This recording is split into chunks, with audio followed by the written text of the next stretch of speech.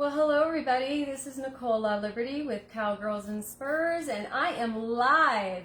And guess what? This is the 2021 Spring Craftathon hosted by Melanie Ferguson with Southern Crush at Home. Come on in, say hi. I am so excited to be here. I have a big project for you, and I'm going to set my timer and I'm going to just jump on in because it is going to be big. So I have my cowbell. And I'm going to set it for 20 minutes. And I'm going to set it aside and not worry about it. How is everybody doing? Are you guys having a blast? I've been without power all day. And right before this video, the power came on. Praise Jesus. I'm telling you, we here at Cowgirls and Spurs like to walk in joyful faith. And we like to do it through creativity. And so I'm all about my faith and I'm all about creativity. So let's walk in joy together. I hope you're all doing great. Okay, so I am assuming you all have my supply list, and it is extensive. So I am just going to jump in because I sunk my teeth into a big project, and I really hope you're going to love it. Okay, so the first thing I'm going to be doing is my prep work, and I'm going to take a few minutes to do all the prep work. Because we ran out of power today, the entire mountain was without power. I had nowhere to go to get power. I lost a couple supplies, so I'm going to be improvising, so bear with me. But what I am going to be, and I also prepared a bunch of stuff so the glue could dry because I had no access to a hot glue gun, nothing. So let's see what I came up with, okay? So what I'm going to be using for my first portion is this 12-inch wood round. I got this at Lowe's. It was like $7.99. I was really surprised they came up with a cheaper version of this wood, okay? And we're going to stain it. And I'm going to be using an oil-based finish. This is Minwax wood finish. It is a penetrating stain, and this is an early Americana. I love this stain. So let's start with that, and then I'll move on to the next thing. So I'm going to go ahead and open my can. I make sure and I kind of shake it up a little bit just to get the sediment off of the bottom. Now I have my little fingertip pads on because I'm going to be bending some wire later. And I keep burning myself with my glue. So these are my protectors. All right, so I'm just gonna take a chunk of cotton. I painted it on and it goes really dark, so I'm gonna show you how to layer it. You wanna stain with the grain. And all you wanna do is saturate your pad and kind of just rub back and forth with the grain like this. Y'all doing fun? Hello everybody, thank you. I love my apron too. My best friend gave it to me a couple years ago, and we've all on my page been trying to find duplicates so we can share the love, because if you follow me, you know I'm in love with my goats. I love my goats. So go to the edges, okay? Making sure you've got your stain all around your edges. I like it rustic, so if it's a little blotchy, I'm okay with it, because if I don't like it, I can just come back in and stain it a little bit. I'm going to stain the front, the sides, and the back because I like to have finished edges. And when I'm done, it just hides if you have any imperfections. A good stain job will hide all that. So there we go. I love the color that it is. It's rustic enough for me. So I'm going to go ahead and I'm going to set this aside to dry. So I'll put it right here. And we're going to move on. This is another piece of prep work. I also had you guys buy 2.5-inch flat-backed wood bead rounds. These are 2.5 inch. They're jumbo and they're heavy. So once this wood project's done, it's going to be heavy.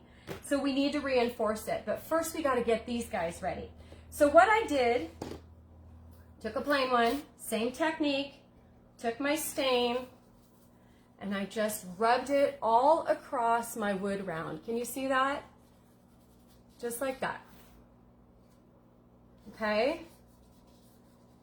Now, I'm going to set this one aside because I have a bunch of them that are finished, but you're just going to want to make sure every single nook and cranny is beautifully stained. Look at how gorgeous that is. I love it. Now, one of the other items that I told you to get, let me get my lid on here because I'm pretty clumsy and I like to spill stuff, which is why I'm wearing an apron because I ruined so many clothes. Okay, I love this stuff. I use it on so many projects. You are going to follow me. If you're going to follow me, you need to have this stuff on hand. I love to wax. I love to stain. I love to mix my mediums. I like to change the dynamic of my mediums. This is Minwax grain highlighting, what do they call it? Finishing wax, and it is in a white finish. Now let me show you what I'm going to do with this. I need my other rag. Let me see where I put it. Right here in my rag bucket, and I'm going to glob on a decent amount. Now let me show you what I did with my stain. This one's stained and it's already dry, and I'm just going to glob on my white wax. Now you need to let this finish and dry, okay? It needs to dry, and when it ends up drying, you get this aged look. Look how messy that is. Now I would let this sit for a couple hours, and I'd come back in with a paper towel, and I would do a buffing, kind of a blotting, a smushing, whatever you want to call it. I would just get in here and make some fun aging whitewashing with it, okay? So you're going to do 10 of those. Now the link I gave you for these rounds, there's a dozen in the package that you'll get. They are fairly expensive. So I pulled out 2 because by the time I got them finished around my round, I needed enough space for my embellishment, which is the highlight of what I'm going to do. So another thing that I had to do today is I had to drill a hole through this because I didn't have any glue, and I didn't have any glue that would dry. So what I did is I took my drill and I got a spare piece of wood. Let me show you how I did it. And I put this on a spare piece of wood. And then I used 1.5 inch finishing nails. And I took my drill and I went to the side and slowly got a hole started because it is slippery. And then very carefully I drilled all the way through my round so that I had a nice little nail hole, okay? You're gonna need to do that to all of them. First you stain, then you wax, you let it dry. Buff it, drill it, set them aside. That's what we're doing right now. We're setting them aside because we're going to need a larger drill bit for the next step. Okay, so I'm going to switch out my drill bit. That one didn't stick. Come on, girlfriend. There we go. Okay, I'm going to set that aside, and I'm going to set my wax aside because we're done for the wax for the next minute. Okay, another one of the supplies I told you to get was these wonderful tin aluminum cookie sheets. I went ahead and pre-sprayed this with a mirrored finish. Now this is Rust-Oleum reflective mirror finish, and I sprayed the tin with the mirrored finish. And you're probably going to say, why did I do that? Because it already has sort of a mirrored finish on it. Because I'm going to use stain and wax, and I want it to stick to my paints. Hey everybody, I hope you're having a blast. I am so excited to be doing this. I'm kind of hyper. You always know I'm hyper. Okay, so I'm going to set that aside. So let me show you what I'm going to do. I have my 2-inch chippy brush. You can use a 1-inch. It's just a chippy brush. That's what you need. I have the same stain that I am bringing back in, and I'm going to gently dip it in my stain. And then I'm going to paint over the top of my tin, just like this. And I don't want it to be perfect, and I want it to have some globs of stain in there. And let me show you, that's it. Just a couple swipes of my stain, set it off to the side. That is what it looks like. Now I am gonna bring in my heat tool. And I'm just gonna go ahead and pop it on high to kind of dry this just a little bit, because we're gonna be coming in. Hey Lori, hey Gaylon, how are ya? If you haven't passed me along, spread the love. Okay, so once this is not wet, you're going to come back in with some wax. So usually, take your time with it, let it dry, do it right. You're not trying to get all these steps in a presentation, so take your time with it. Come back in with your wax. It's a beautiful thing. Okay, and we're just going to smear the wax over the top of your your stain, and you're going to rustic it out, okay? You are going to repeat that process about 3 times. Let it dry in between. And what you will be left with, I'll show you in just a second. But that is what it looks like. Very rusticy, galvanized, rusted metal. Now, take your round. just like this, and stick it on top of your cookie sheet and smash it. That's fun. Smash it and crinkle it. Now what I like to do, and it just saves time, is I can take my X-Acto knife and I can run my X-Acto knife all the way around my round, cutting out my tin. It doesn't have to be totally even, but you want it to somewhat and mostly fit your round. Now I have a couple layers of poster board on my table to save my table from any issues. Oh, I'm already at 10 minutes. Dang, this stuff flies. I love it, love it, love it. Okay, so once you have your round cut out, toss the rest, and you have this. Not done yet. You're gonna fold it. You're gonna fold it this way, and this way, and zigzag it back and forth in the folds. Okay, we're just creating seams. We're creating a little bit more texture. Okay, let me get my fingers dried off, and then just open it up like an accordion. Okay, and now you have a rustic panel. You're going to go ahead and tack this and glue this onto your board. So it'll end up being a rustic base like this. You with me so far? Okay. So I need 6 minutes to do my bow. So I have 3 minutes to show you how to attach these. So if you have hot glue, this is where I would bring in your hot glue. And then you already have your nail holes. So make sure your nail hole rest. I would start your first 2 top ones like this, tack them in with your nail, and glue them in place and let it sit so it dries. Let me show you what it comes up with. And this is what I had to do prior to, because I wasn't sure I was going to get everything dry in time. And this is what you're going to end up with. Okay? So let me set that aside for just a few minutes because we have to do our banner. So break out your poster board. And this is where I have to apologize because I can't find my carbon paper. It blew away in the wind when I was trying to set it outside and I panicked. So I made a backup version. But what you're going to do with my template is cut out, here's my template. If you email me at Nichole, cowgirlsandspurs@yahoo.com, I will send you this template, okay? And you're going to cut out your banner.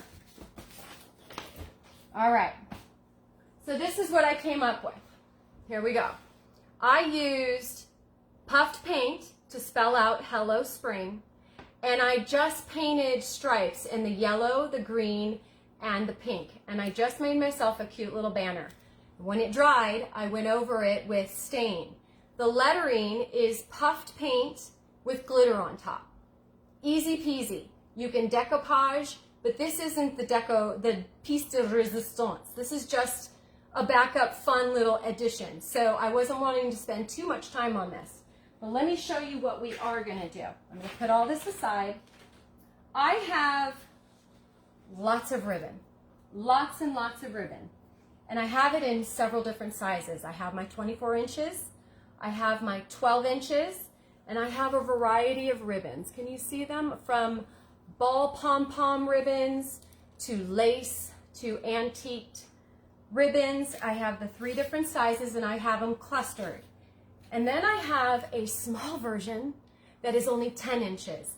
And that's going to be the top layer that I do. All right, so let me set that aside. Now, yesterday I did a video on Cowgirls and Spurs, and I antiqued all my flowers. So let me show you how I did that. So this is what my Dollar Tree flowers looked like before I stained them, and this is what they look like after, okay? So I just prefer an antiqued look, so I made an antique look. And so I also have from the Dollar Tree these dangly kind of, I don't even know what they're called, but they're dangly. So there they are. And I did them in the same coordinating colors. So let me show you how I'm going to put it together. Now, I'm going to be using the Laliberte bow block. And this is what it looks like, okay? And this is how I'm going to use it. I have a pipe cleaner and I have 2 cable ties. One cable tie goes horizontally. The pipe cleaner goes horizontally.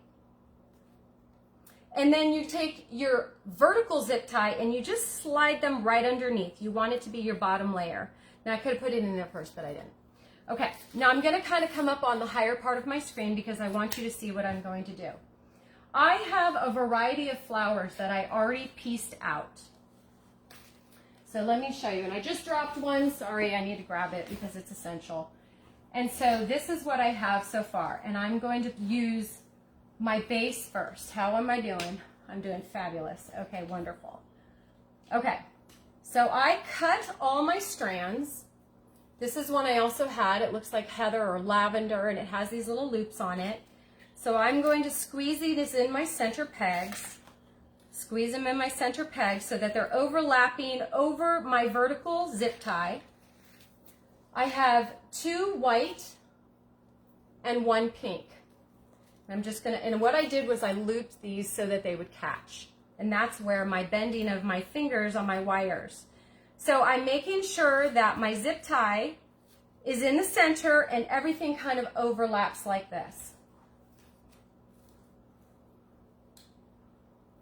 Okay, here we go. I'm gonna do this fairly quick. You can watch me, and if you want more details on this, you gotta come follow me. And so I'm just gonna be layering in my flowers, all my little antique flowers, how I wanted them positioned. Alternating some colors, alternating some variations of different flowers, different sizes. I cut them at different lengths to kind of get some fun texture in there. And then I just keep repeating the process. Just like that. Adding some more fun. This is a no glue technique. The key is do not clutter up your center yet. Okay, so I'm going to shove these all down. Now watch this. I'm taking my long ribbons and I wrapped them with the pipe cleaner to keep them together. I'm going to take the pipe cleaner off. Just like this. Just like this. And I'm going to lay them down the center. Like that. Just shove them in there and let them hang. Okay? Now I'm going to take the second row.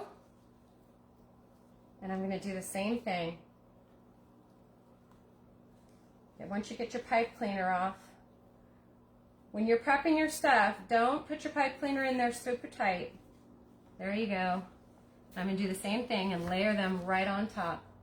And then I'm going to take my little ones, the pipe cleaner and everything, and I'm going to lay it right on top.